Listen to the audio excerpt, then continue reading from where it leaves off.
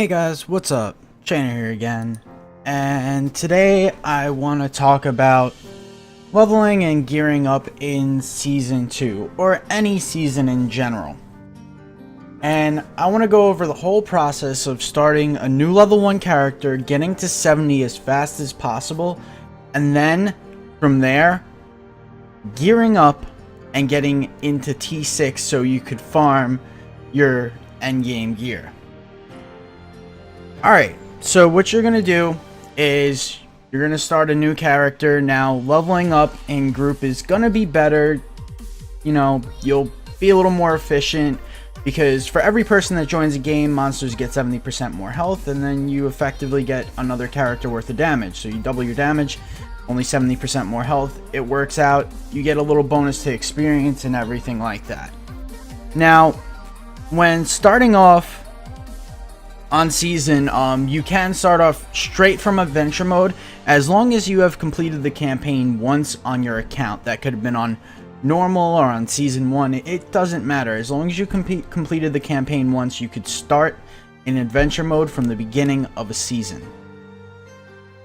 Alright, so now as far as difficulty goes, there's normal, which is just the regular game, no bonus XP. There's hard, which is a 75% XP bonus, which is good. And then there's expert, which is going a difficulty up and getting 100% XP bonus, where hard has 75% and expert has 100%. I don't believe expert is worth it because of that alone.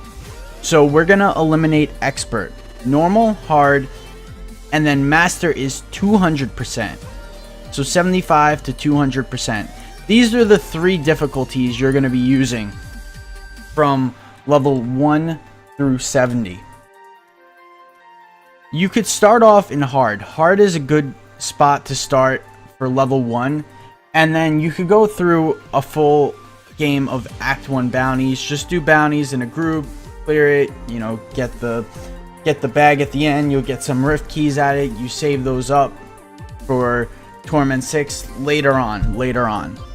So as you're going through 1 through 70, you're going to be leveling up, you're going to be getting gear, but the gear is going to come randomly. You might hit a dry spell for a few levels, you might get really lucky for a few levels. Sometimes, depending on the skills that are available to you, the game's difficulty could, you know, be harder or easier. So every time you can complete Act 1 bounties, you leave the game, and when you leave the game, you have the opportunity to switch your difficulty. So if the last game felt way too easy, bump it up. If it felt way too hard, bump it down. And if it just felt okay, then you're good to go. Now, for the game to feel okay, you should be killing white mobs in a few hits, like 1, 2, 3 hits, maybe 4 hits. It depends on the monster type. Like regular low HP monsters should be killed in a few hits, and that's kind of how you should judge it. If mobs are if you're having to stand there and swing and swing and swing just to kill a pack of mobs, you're going to be taking way too much time, and the difficulty you're playing on isn't going to be worth the bonus XP. So that's pretty much that for 1 to 70. As you get closer to 70, in the 60 to 70 range, you are most likely going to be playing on the normal difficulty for, you know, Reaper souls. And the whole way through, it's pretty much Act 1 bounties, get a group, all that good stuff. Alright, so when you hit level 70, you're gonna want to start in a normal game. And in the normal game, again, play with other people, especially people your class, because loot share is really important, but I'll get on to that a little later. When you first hit 70, what you're really going to want to do is, again, stay in Act 1 bounties. You don't want to start popping your rift keys until Torment mode is available and you're able to start clearing Torment 1. So when you first hit 70, some of your gear might be really low level. You could, you know, check the merchants and stuff to replace any kind of really bad gear. You might be able to get, you know, a yellow weapon or something like that. you know, a few yellow pieces of gear here just to get your damage up a little bit, get those like low level items off you. It's not that big of a deal. But so once you hit normal, you're gonna start going through Act 1 bounties still, like I said, still in a group, and you're gonna clear. You're probably gonna be doing this for, you know, about an hour or so, and what you're gonna be looking for are yellow pieces of gear. You're gonna look for yellow and blue pieces of gear that have decent stats on them. So as you kill things, you're gonna see yellow pieces of gear dropping. Like those bracers right there, they have physical skill, strength, they have resistance. So you would pick those up, you could reroll the regen to 6% crit, and then you have a decent pair of bracers with, you know, decent damage. And then you can get a pair of pants like this. They don't have all res, but they have strength, vitality. You can reroll the weapon throw to 3 sockets. You just start collecting pieces of gear like that, pick up crafting materials. Maybe you'll get some nice weapons. You're looking for yellow gear with good stats. I'll go over what those good stats are really quick and what kind of stats you're looking for just by hovering over my gear. Now, say on a pair of gloves, what you're looking for really are the strength and the crit chance. Crit chance is like the biggest stat on a pair of gloves. Stupid mom. Crit chance is the biggest stat because you get 10 crit chance, and that's really big compared to the 50 crit damage. You know, 10 crit chance, 1 crit chance is equal to 10 crit damage. So you're able to get a really big amount of crit chance on your gloves. You really want that. So if you get a pair of gloves with strength and crit, and then maybe a few other stats, then that's a good start. That's a good start. You definitely want to get a weapon with decent damage and a socket, a little bit of strength. Maybe if you can get a legendary, who knows. But in normal mode, you're not going to be seeing a lot of legendaries. You're definitely not going to be seeing a lot of legendaries. Life on hit is really good in the beginning of the game. If you can get a two-handed weapon with life on hit, that's for barbarian, but I mean whatever applies to your character. You're going to want to try to get rings again with crit chance, crit damage, whatever you could find on them, mainly a socket, because you're going to want a socket on each piece of your jewelry. Each piece of your jewelry, you're definitely going to want a socket, so that eventually when you get to Torment 1, get a greater rift key and you can get some gems. So on your shoulders, you're going to want some strength, some vitality, if you get cooldown here and there, whatever you can get. It doesn't have to be 4 out of 4, it could be 2 out of 4. You're just trying to get your start, because this kind of gear will get you into Torment 1. On your gloves, you're going to want the strength and the crit chance, hopefully a socket, your chest, again, strength, vit, all res, whatever you can get. On your necklace, you definitely want to try to get crit chance, crit damage, socket.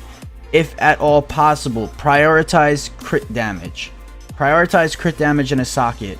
Or even if you can only get crit chance, crit damage, and no socket, because you could start off with just 2 gem sockets. But yeah, that's the main idea of it. You know, again, belt, strength, really important there. Strength, sockets on your pants, on your boots. You want a little movement speed, and some strength, and etc. And that's pretty much it.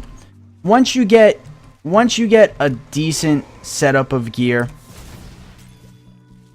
you're going to want to bump it up to Torment 1. Again, a group is the best thing you could do, especially if you have one other person in that group who is the same class as you, or at least the same main stat. So if you're a barb, at least play with a crusader. And in Torment 1, you're going to start farming for legendaries a little bit, but the first thing you're going to want to do is go through normal rifts. You've saved up all your rift keys up until then. You've been doing Act 1 bounties, getting a bunch of caches, getting a bunch of rift keys, so you should have plenty of rift keys to just spam Torment 1 rifts. Torment 1 Rift Guardians have 20% chance to drop a greater rift key. And what you're looking for is just one greater rift key, and you're going to use that one key to get all your legendary gems. And how you're going to do that is You need to do Greater Rifts, but you cannot complete the Greater Rift and kill the Guardian in under with any more than like I think it's 3 minutes and 30 seconds remaining. It could be 4 minutes and 30 seconds. I'll find out for sure. I just slipped my mind right now, but I'll put an annotation. But that's what you're gonna do with your one Greater Rift key. And the reason why you do this is when you complete it with that much time left, you only want to go up one Greater Rift difficulty at a time. So you could take one key and go from 1 to 2 to 3 to 4 to 5. Each one of those Greater Rift runs giving you 1 or 2 of the legendary gems until you get all of them. If you know.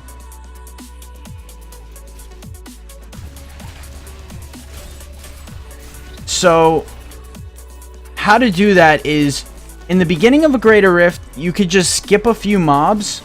Don't worry about them. Skip a few mobs, leave them for later, because once you get the Greater Rift progressed to like 95+%, you could teleport out and go do some bounties and stuff until you're at that point where, you know, you're at that 12.5 minute mark.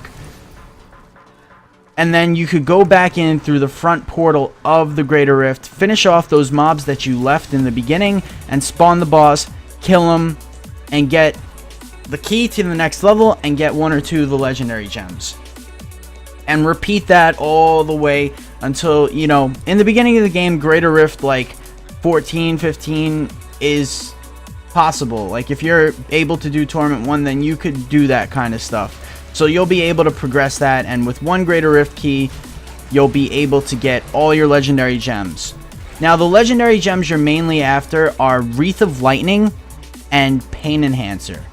Wreath of Lightning procs and will hit all the mobs around you, and its damage is really, really, really good for early game when you're in Torment 1. As you get higher level and get into Torment 6 and higher end Greater Rifts, it's not very good at all. But Wreath of Lightning can crit, and whenever you crit, you proc Pain Enhancer. So your Wreath of Lightning will proc, and then your Wreath of Lightning will apply a Pain Enhancer dot on everything, and it'll start clearing the screen whether your build has high screen clearing potential or not. You could also look for the new Experience gem, although you might need to start leveling that one up a little bit to use it. You could use other gems like, say, Toxin. You could use all different types of other gems for the third gem. That's up to you. Maybe it depends on your class and your build. Alright, after you get your legendary gems, you're going to go back into Torment 1 farming, and that's when you're going to start farming for your legendary gear. Once you have your legendary gems and all that stuff, you're going to start absolutely flying through Torment 1, and your loot's going to be... There's going to be a ton of loot. You're going to be getting some of your set pieces, all that stuff. Use Kadala to get your set pieces. Try to get a decent weapon. If you get something like Stalgard's Decimator, it's really good. Depending on the weapons you get, it's going to determine what build you play as you're progressing. Like I said, playing with other people, especially people of your class, is going to be really good, especially at this point. You're going to want to play with at least one other person of your class. And the reason for it is loot share. Say I get a Raycore chest, awesome, but then I happen to get another Raycore chest 5 minutes later, and the other barb I'm playing with didn't get theirs yet. Now they did, and vice versa. You could start, you know, trading off your duplicates and kind of feeding each other gear, speeding up the process. So at least one other person of your class, if not more. More is better. But then, you know, deciding who gets the loot could be maybe a little more complicated when you have more people. It's still a little better if you could work something out with your friends. Alright, so as you're going, you're going to be getting gear, and then basically, like the first set that you unlock And like the first good weapon that you get is automatically just going to boost you from Torment 1 to pretty much Torment 4.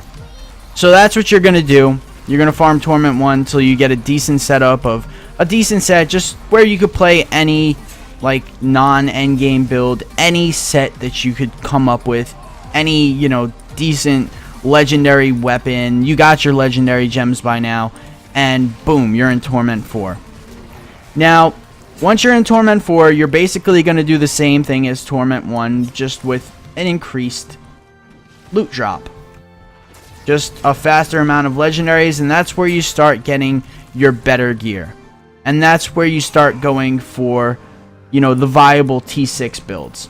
That's where you start going for your Raycore, or if you can manage to get Leapquake, if you can manage to get a Stone of Jordan, or if you can manage to get your Unity combination, anything that'll help you progress, because T6 is not that bad right now once you're able to at least even put together your set pieces to start playing a decent, halfway decent build.